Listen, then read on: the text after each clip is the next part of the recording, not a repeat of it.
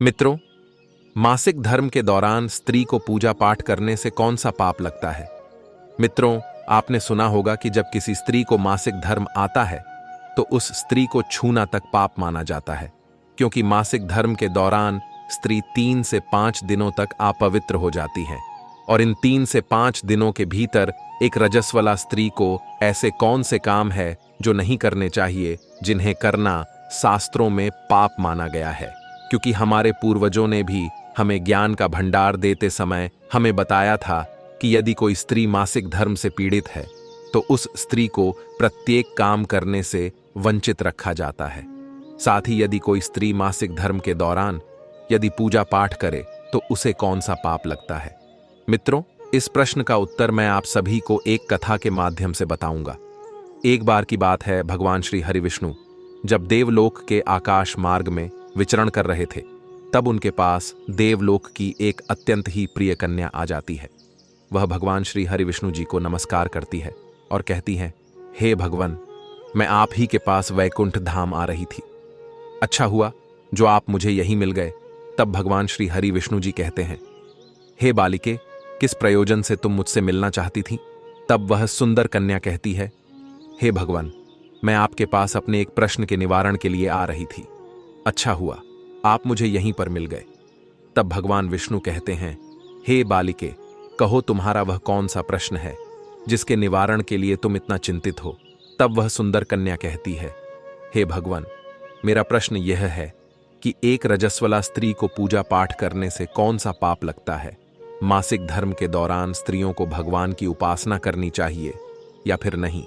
क्या मासिक धर्म के दौरान प्रत्येक स्त्री को अपने पति से दूर रहना चाहिए या फिर उनके साथ संबंध बनाना चाहिए?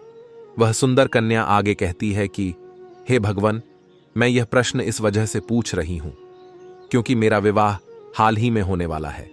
इसलिए मैं चाहती हूं कि यदि मेरे विवाह के पश्चात मेरे पति मासिक धर्म में मुझसे संबंध बनाएंगे तो मैं क्या करूंगी? अगर मुझे शास्त्रों का ही ज्ञान नहीं रहा तो मैं क्या करूंगी? अब भगवान श्री हरि विष्णु कहते हैं, हे बालिके, तुम सच में एक ज्ञान की देवी हो। तुम्हारे अंदर माता सरस्वती का निवास है। इस वजह से ही तुम मुझसे ऐसे प्रश्न कर रही हो। और तुमने जो प्रश्न मुझसे किए हैं, यह समस्त कलयुग की स्त्रियों के लिए अति आवश्यक है, क्योंकि यह प्रश्न जो तुमने मुझे किए हैं वह सभी के लिए अत्यंत दुर्लभ और लाभकारी हैं। परंतु मैं तुम्हारे इन सभी प्रश्नों का उत्तर एक अत्यंत सुंदर कहानी के माध्यम से दूंगा। मेरे द्वारा सुनाई गई यह कहानी जो भी मनुष्य सुनता है उसके समस्त पाप नष्ट हो जाते हैं। भगवान भोलेनाथ का उन्हें आशीर्वाद प्राप्त होता है, जिससे उन्हें स्वर्ग लोक में यमराज जी के बराबर का स्थान प्राप्त होता है। तब वह सुंदर कन्या कहने लगी, हे भगवान, कृपया आप मुझे वह कहानी सुनाइए। मैं इस कहानी को अवश्य पूरा सुनूंगी और मैं इसे पूरे स्वर्ग लोक में विख्यात भी करूंगी। अब भगवान विष्णु कहते हैं, हे बालिके, मैं जो तुम्हें कहानी सुनाने जा रहा हूं, यह कहानी एक अज्ञानी विवाहित स्त्री सुनंदा की है। तब वह लड़की भगवान विष्णु से कहने लगती है, हे भगवान, यह सुनंदा कौन थी और उनके जीवन में हुई घटना कौन सी है जिसे आप मुझे बताने वाले हैं? तब भगवान विष्णु कहते हैं, हे बालिके, तुम कहानी सुनने के लिए अत्यंत ही उत्सुक हो। चलो, मैं तुम्हें वह कहानी सुनाता हूं। अब भगवान विष्णु कहानी को सुनाना आरंभ करते हैं और कहते हैं, हे बालिके, प्राचीन काल की बात है। विदर्भ देश में एक धनवान व्यक्ति रहा करता था। उसका नाम श्याम था। उस श्याम के घर पर नौकर चाकर के साथ बहुत बड़ी शानो शौकत थी। वह श्याम इतना धनवान था कि वह चाहे तो 1 साल तक अपने पूरे गांव को बैठा के खिला सकता था। वह एक राजा के समान ही धनवान व्यक्ति था, परंतु वह राजा नहीं था। श्याम की पत्नी का नाम लक्ष्मी था। श्याम की कीर्ति इसलिए बढ़ रही थी क्योंकि श्याम की पत्नी शास्त्रों के बारे में सब कुछ जानती थी। वह नित्य सुबह उठकर अपने पति की सेवा करती थी, तुलसी को जल देती थी और भगवान की भक्ति उपासना में लीन रहती थी। इसी कारण से श्याम की कीर्ति और भी बढ़ती गई। कुछ दिनों के बाद उन्हें एक सुंदर पुत्र की प्राप्ति हुई। श्याम और लक्ष्मी का पुत्र एक राजकुमार की भांति जान पड़ता था। जब श्याम को पुत्र हुआ तो श्याम और उसकी पत्नी बहुत खुश हुए। अब गांव के सभी लोगों की श्याम ने बड़ी सहायता की थी। इसलिए वह उन्हें पुत्र की बधाई देने के लिए श्याम के घर पर पधारे। वह सभी श्याम के सुंदर पुत्र का गुणगान करते हुए उसे प्रोत्साहन देने लगे। उन सभी लोगों की बातें सुनकर श्याम अपने अंतर्मन से कृतज्ञ हो गया। वह बड़ा ही खुश था। साथ में उसकी पत्नी लक्ष्मी भी अपने अंतर्मन से मंद मंद मुस्कुरा रही थी। अब उन सभी व्यक्तियों के साथ में एक वृद्ध विधवा माँ भी आई हुई थी। जब सभी व्यक्ति श्याम को पुत्र होने की खुशी में बधाई दे रहे थे, तभी वह बुढ़िया माई श्याम से कहने लगी, हे पुत्र, तुम्हारा यह राजकुमार जैसा दिखने वाला बच्चा, इसका नसीब ही खराब है, क्योंकि यह परम तेजस्वी और गुणवान आपकी तरह का ही रहेगा, परंतु इसकी पत्नी के आ जाने के बाद तुम्हारी सारी शानो शौकत सब कुछ मिट्टी में मिल जाएगी। हे पुत्र, इसीलिए तुम अपने पुत्र का विवाह सब कुछ देखकर सोच समझकर ही करना। उस बुढ़िया माई की ऐसी बातें सुनकर श्याम बड़ा चिंतित हो उठा। आसपास के लोग भी आपस में बात करने लगे। उनमें से एक व्यक्ति ने कहा, यह माएँ जो भी कहती हैं वह सत्य हो जाता है। जब श्याम ने उस व्यक्ति की बात सुनी तो वह और भी चिंतित हो गया।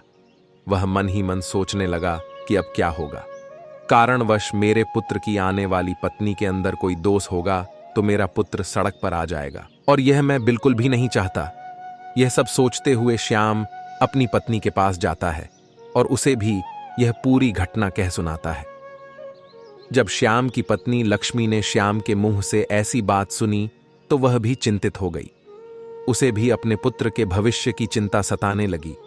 इसी तरह कुछ समय बीता तो उसका पुत्र भी अब धीरे धीरे जवान हो चुका था।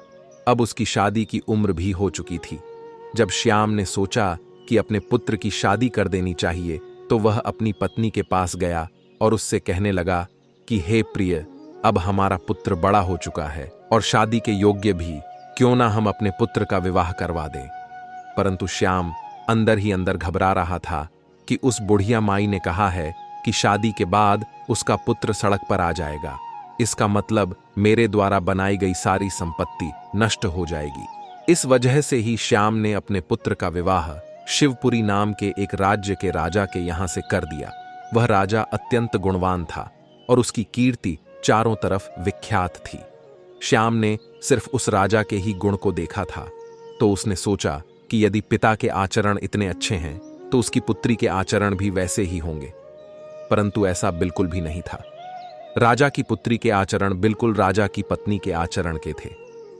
राजा की पुत्री का नाम सुनंदा था। राजा की पत्नी एक गंदे आचरण वाली स्त्री थी। वह 8 बजे के बाद रोज सुबह उठती थी और नौकरों से सारा काम करवाती थी। वह पूजा पाठ भी नौकरों से ही करवाती थी। राजा के घर में जो भी कोष आता था वह सब दूसरे यहाँ के लोगों का था। राजा का कोष धीरे धीरे 1 साल के भीतर ही समाप्त हो जाता था, क्योंकि उस राजा के यहां से माता लक्ष्मी रुष्ट होकर चली गई थी। अब श्याम को इस बात का ज्ञान नहीं था। उसने अपने पुत्र का विवाह उस राजा की पुत्री सुनंदा से कर दिया। विवाह के 1 साल तक तो सब कुछ ठीक था, परंतु 1 साल बाद श्याम को अपने कामों में घाटा देखने को मिलने लगा। श्याम और श्याम का पुत्र दोनों दिन रात मेहनत करते थे, परंतु फिर भी अब उनके घर में जैसे पहले लक्ष्मी का आगमन होता था वैसा अब बिल्कुल भी नहीं था। और उसका कारण बस एक ही स्त्री थी। वह थी श्याम के पुत्र की पत्नी सुनंदा, उस राजा की बेटी। उसे ना तो शास्त्रों का अध्ययन था, ना ही वह समय से उठती थी और ना ही वह समय से पूजा पाठ करती थी। यहां तक कि मासिक धर्म आने पर भी वह नौकरों से खाना नहीं बनवाती थी, खुद ही खाना बनाने बैठ जाती थी। उसे जो कार्य नहीं करना चाहिए होता था वह वही कार्य करती थी। मासिक धर्म के दौरान ही वह अपने पति के साथ संबंध बनाती थी। उसे नित्य सुबह तुलसी को जल देना होता था, परंतु वह वो काम भी दोपहर को करती थी। इस तरह के आचरण की वजह से ही माता लक्ष्मी और श्याम के घर से चली गई थी। धीरे धीरे करके श्याम को अपने व्यवसाय में इतना घाटा सहना पड़ा, जिसकी वजह से उसका घर बार सब कुछ नीलाम हो गया। अब वह सड़क पर आ गया। श्याम अब एक कुटिया बनाकर एक जंगल में रहने लगा। उसे उस बुढ़िया माई की सारी बातें सत्य होती दिखाई दी। तब वह उस बुढ़िया माई को ढूंढने लगा, तो उसे पता चला कि उस बुढ़िया माई की मृत्यु हो चुकी है। श्याम जैसे का तैसा मुंह लेकर अपनी कुटिया को वापस लौट आया। श्याम के पुत्र की पत्नी सुनंदा के गंदे आचरण की वजह से श्याम को अपने दिन अब गरीबी में काटने पड़े। अब भगवान श्री हरि विष्णु कहते हैं, हे बालिके, अब मैं तुम्हें बताता हूं कि एक स्त्री को मासिक धर्म के दौरान कौन से कार्य करने चाहिए और कौन से कार्य नहीं करनी चाहिए। भगवान विष्णु कहते हैं, हे बालिके, एक रजस्वला स्त्री को मासिक धर्म के दौरान पूजा पाठ नहीं करना चाहिए। इससे उसे दोष लगता है, यहां तक कि माता लक्ष्मी उससे रुष्ट होकर उसके घर से प्रस्थान कर जाती हैं। एक रजस्वला स्त्री को मासिक धर्म के दौरान कभी भोजन नहीं बनना चाहिए, क्योंकि मासिक धर्म के दौरान स्त्री 3 से 5 दिनों तक अपवित्र हो जाती है। अगर कोई स्त्री मासिक धर्म के दौरान यदि भोजन पकाती है और सभी के साथ बैठकर खाती है तो भी माता लक्ष्मी उससे रुष्ट हो जाती हैं। मासिक धर्म के दौरान स्त्री को अपने पति के साथ संबंध नहीं बनाना चाहिए। इससे पति का स्वास्थ्य खराब होता है तथा उसकी मृत्यु की आशंका बनी रहती है। जो भी स्त्री मासिक धर्म के दौरान अपने पति के साथ संबंध बनाते हैं वह नरकगामी होती है। इसलिए हे बालिके, स्त्री को पूजा पाठ, अपने पति के साथ संबंध और खाना, इन 3 चीजों को बिल्कुल भी नहीं करना चाहिए। यदि कोई स्त्री मासिक धर्म से पीड़ित है तो वह भगवान का स्मरण कर सकती है, परंतु और कोई काम नहीं कर सकती। इससे उसे स्त्री को दोष लगता है और माता लक्ष्मी भी उससे रूठ जाती हैं। अब भगवान विष्णु कहते हैं कि अगर कोई स्त्री मेरे द्वारा बताए बातों पर अमल करेगी तो उसका अवश्य ही उसका कल्याण होगा, अन्यथा आप सभी का हाल भी सुनंदा के जैसा ही उसका भाग्य जो जाएगा और वह परिवार बर्बाद हो जाता है।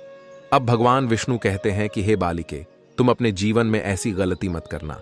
तब वह दिव्य सुंदर कन्या बोलती है कि हे भगवान, मैं ऐसी कोई भी गलती ना करूं, इसी वजह से मैं आपके पास आ रही थी। हे भगवान, आपने आज जो मुझे यह ज्ञान दिया है यह सर्व ज्ञान संपन्न है आपका। मुझे इस ज्ञान का अवलोकन करने के लिए धन्यवाद, और आपके द्वारा सुनाई गई कथा को मैं पूरे देवलोक में विख्यात करूंगी। मित्रों, रजस्वला स्त्री को मासिक धर्म के दौरान इन बातों का अवश्य ध्यान रखना चाहिए, अन्यथा श्याम के जैसे आप भी गरीब और लाचार बन जाएंगे। मित्रों, आपको जो हमने यह कथा सुनाई है आपको कैसी लगी हमें कमेंट करके अवश्य बताना, और इस वीडियो में आप सभी लोग जय माम लक्ष्मी जय श्री हरि विष्णु का कमेंट अवश्य कर देना। साथ ही इस वीडियो को उन सभी औरतें तक शेयर करें जिससे इस वीडियो की सबसे ज्यादा जरूरत है, जिससे वह ऐसा कुकर्म करने से बच सके। मित्रों, आप सभी ने यदि हमारे चैनल की सदस्यता नहीं ली है तो आप सभी लोग हमारे चैनल को सब्सक्राइब करके हमारे चैनल की एक फैमिली बन सकते हैं। बस आपको सिर्फ सब्सक्राइब बटन को दबा देना है। बाकी मित्रों, आप सभी मित्र बंधुओं का वीडियो को यहां तक देखने के लिए दिल से धन्यवाद।